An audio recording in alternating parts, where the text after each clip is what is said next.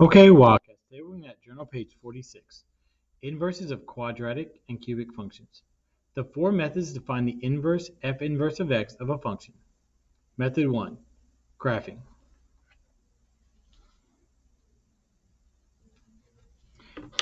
In graphing, you reflect over the y equals x line. Method 2, using a table, where you switch x and y. Method 3, algebraic, where you switch x and y and resolve for y. Method 4, composition of functions. When you have f of g is equal to f g of x equals x, and when g of f equals g f of x equals x, we can say the result of f of g and g of f is x, then we can say f of x and g of x are inverses. Okay, if you would, go ahead and update your notes. All right, now your notes are updated. Let's take a look at examples. Example 1. Restrict the domain of the quadratic function. When the quadratic function f of x equals x squared, the restricted domain is x greater than or equal to 0. Find the inverse of f of x equals x squared. Okay, so we have f of x equals x squared. All right, our first step is change f of x to y. Then we switch x and y. So x equals y squared. Now we resolve for y. So we're going to take the square root of both sides. Remember, square root's plus or minus. The square root cancels the squared, so you're left with plus or minus the square root of x equals y. Since the restricted domain is greater than or equal to 0, we can't have a negative in front of the square root. So our inverse is f inverse of x equals a positive square root of x. Okay? Now we're going to confirm the inverse relationship using composition. Now we're going to do f of x in blue and f inverse of x in red. So when we do f of f inverse of x, we're going to plug the inverse into f of x. So that's the square root of x squared. Okay, now the squared cancels the square root, so you're left with just x. Okay, now we're going to plug in f of x into the inverse square root of x. Okay, so that would be the square root of x squared. Now the square root cancels the squared, so you're left with x.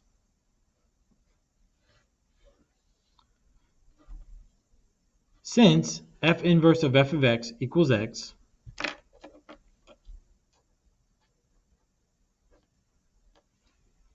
and f of f inverse of x is equal to x, for x is greater than or equal to 0, it has been confirmed that f inverse of x equals the square root of x, for x is greater than or equal to 0, is the inverse function of f of x equals x squared for x greater than or equal to 0. All right, go ahead and finish up the first part of example 1.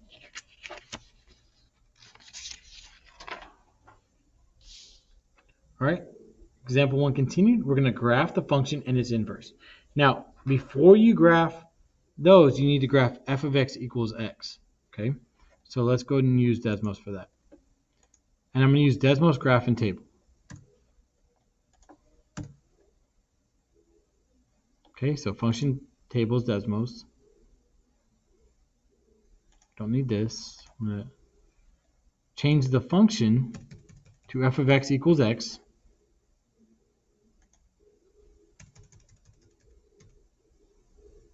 All right, and then let's plug in, oh, it doesn't want that exponent. There we go. So let's just plug in some value. So when x is negative 4, oh, doesn't like that. It's the y value is negative 4, negative 3, negative 2, negative 1, 0, 0, 1, 1, 2, 2, 3, 3, 4, 4. Okay, so let's go ahead and graph f of x equals x. Okay, so we know that we have negative 4, -4, -3, -3, -2, -2, -1, -1, 0, 0, 1, 1, 2, 2, 3, 3, 4, 4. And this actually keeps going. Okay, and it keeps going in that direction as well. All right, and you always want to graph the f of x equals x line when you're doing inverses. Okay, that's the first thing you want to do, because if they're inverses, they're going to reflect over that line. Okay, and I think if I need to see zoom out, that should be good enough to get the entire graph. All right, now we're going to graph f of x equals x squared. Now remember that we have restricted values. The x has to be greater than or equal to 0. Okay, so the first value we can start with is 0. Okay, then we can test 1. Okay, then we can test 2 and 3. Okay, so let's go ahead and do that. All right, so we have f of x equals x. Now, all right, now let's change that to x squared. All right, now we want to restrict it to 0, 1, 2, 3. So even though it's showing the left side, we only want the right side value. So we're going to graph 0, 0, 1, 1, 2, 4, and 3, 9. Okay, so let's go ahead and do that. So 0, 0, 1, 1, 2, 1, 2, 3, 4. Okay, and 3, 1, 2, 3, 4, 5, 6, 7, 8, 9. You usually want to double check your count. 1, 2, 3, 4, 5, 6, 7, 8, 9.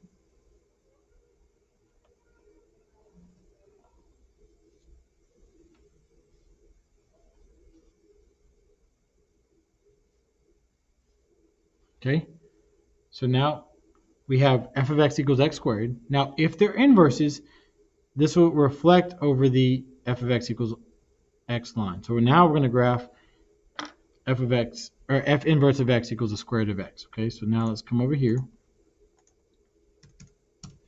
and we want to delete these values.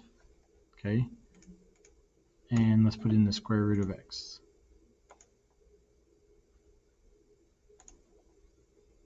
All right, now here's the cool thing that I showed you in the notes.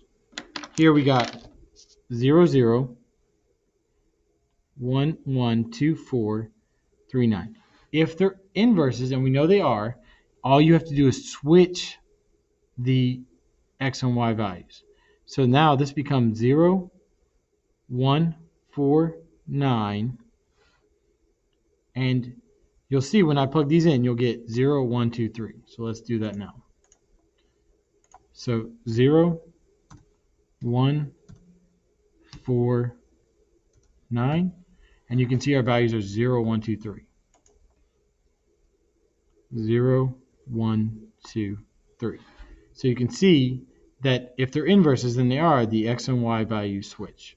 Okay, so let's graph this now. So 0, 0, 1, 1, 4, 1, 2, 3, 4, 2, and then 9. So 1, 2, 3, 4, 5, 6, 7, 8, 9, 1, 2, 3.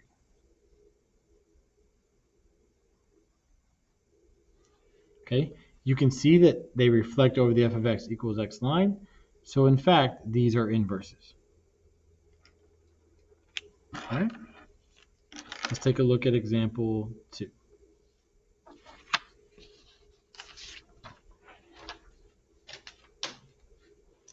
All right, example 2. Restrict the domain of the quadratic function when f of x equals 15x squared. The restricted domain is x greater than or equal to 0. Find the inverse of the function f of x equals 15x squared. So we start off, we have f of x equals 15x squared. We change f of x to y, and then we switch x and y. So x equals 15y squared Now the first thing we need to do next, or I should say the next thing we need to do, is divide both sides by 15.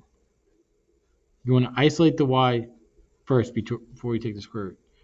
Well, 15 divided by 15 is 1. So you have x divided by 15 equals y squared. Okay? Now we take the square root of both sides. Remember, it's plus or minus. So the square root cancels the squared. So we have y equals plus or minus the square root of x divided by 15. Now, since the restricted domain is x when x is greater than or equal to 0, we know the inverse, f inverse of x, equals the positive square root of x divided by 15. Okay? Oh.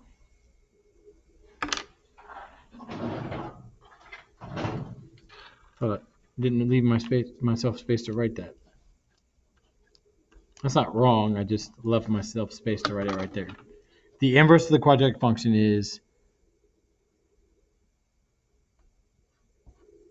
divided by 15. All right.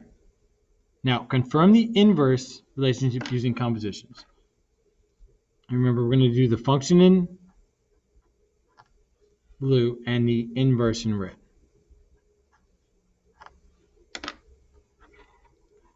So, the function is f of x equals 15x squared, and the inverse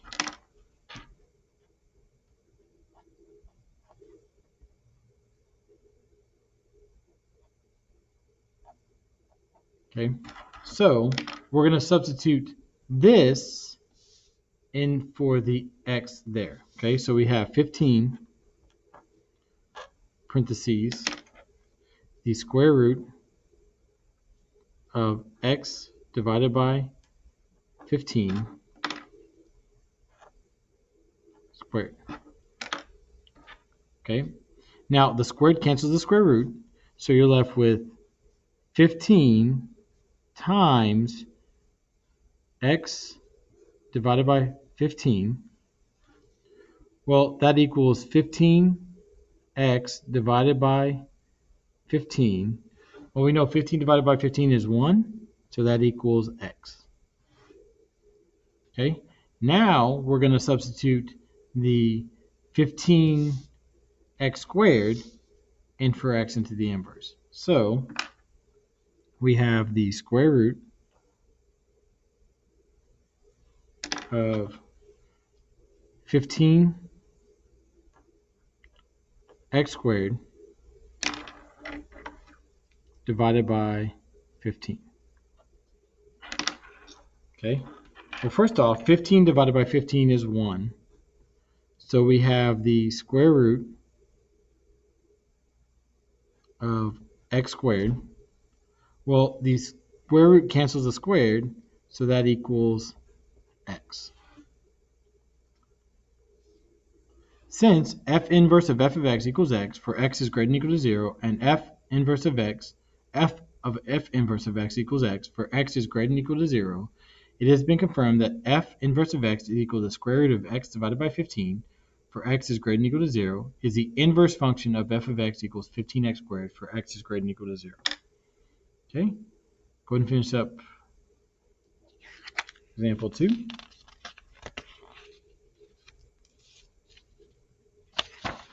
All right, let's take a look at example 3. Find the inverse of the cubic function f of x equals negative 5x cubed.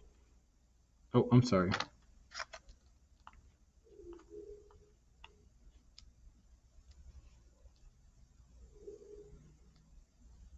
Right up there. All right, I'm sorry. The function is just x cubed.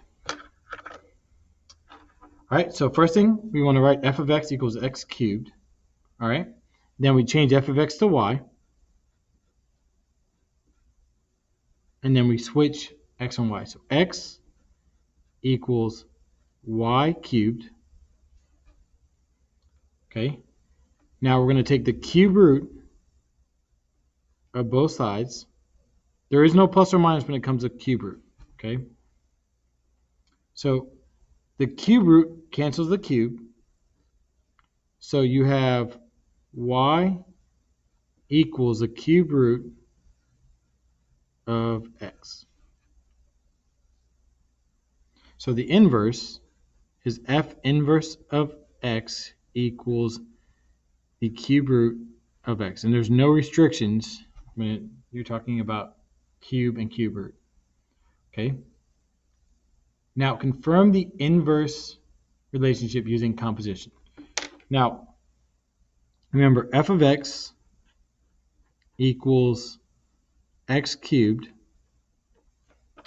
and f inverse of x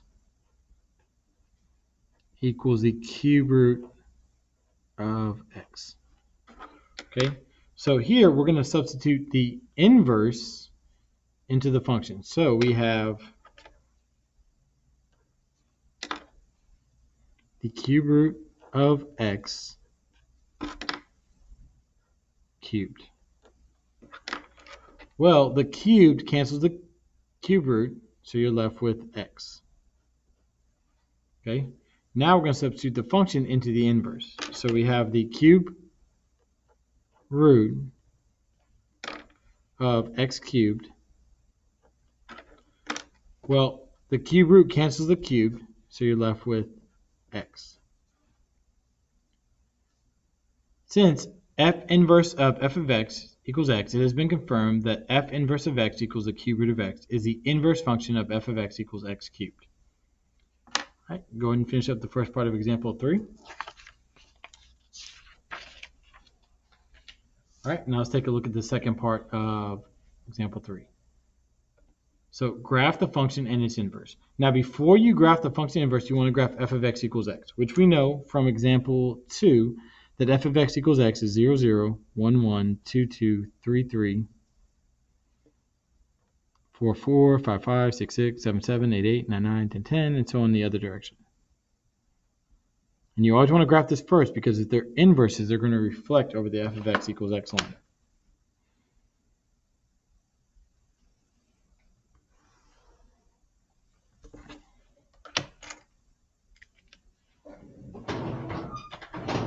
All right. So now we're going to graph x cubed, okay? And we can go to Desmos for that.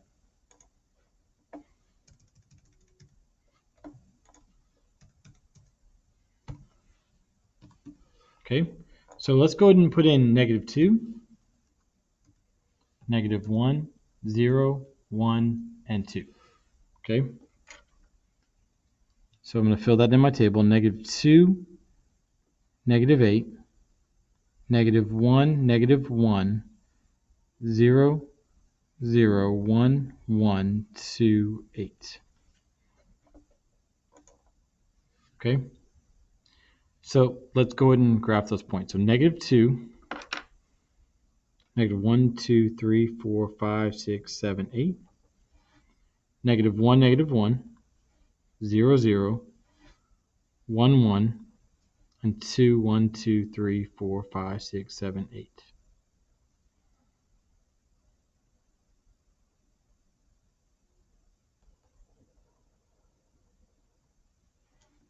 Okay. Now we know that these are inverses, so all we have to do is switch the x and y values. Okay. So this is now -8, -1, 0, 1, 8, and this is -2, -1, 0, 1, 2. So let's graph those points. Okay, so -8, -2. -1, -1, 0, 0, 1, 1, and then 1, 2, 3, 4, 5, 6, 7, 8, 2.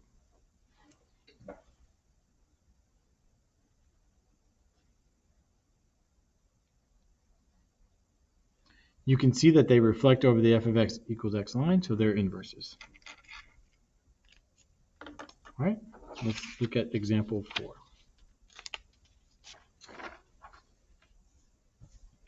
All right, find the inverse of the cubic function f of x equals x cubed plus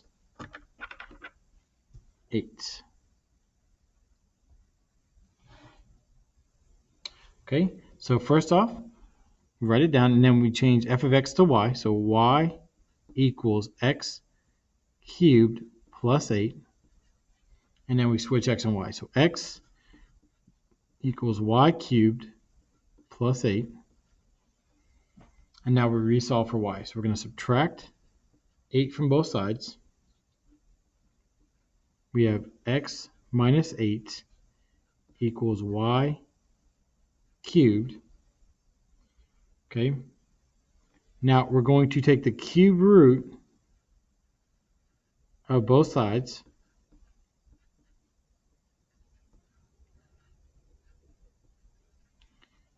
Now we know that the cube root cancels the cubed, so we're left with y equals the cube root of x minus 8. So the inverse of the function is f inverse of x equals the cube root of x minus 8.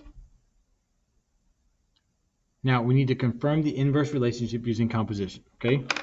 Now remember that f of x equals x cubed plus 8, and the f inverse of x equals the cube root of x minus 8. Okay, now we're going to substitute the inverse into the function, so we have cube root of x minus 8 cubed plus 8. All right, well, we know the cubed cancels the cube root, so we're left with x minus 8 plus 8. Well, we know negative 8 plus 8 cancel, so we're left with x. Okay, now we're going to substitute the f of x into the inverse. So let's do that now. So we have the cube root of x cubed plus 8 minus 8.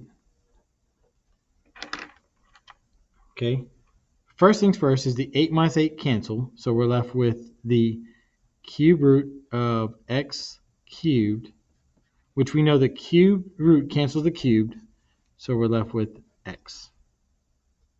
Since f inverse of f of x equals x, it has been confirmed that f inverse of x equals the cube root of x minus 8 is the inverse function of f of x equals x cubed plus 8. All right, go and finish up your notes and examples and have a wonderful Wildcat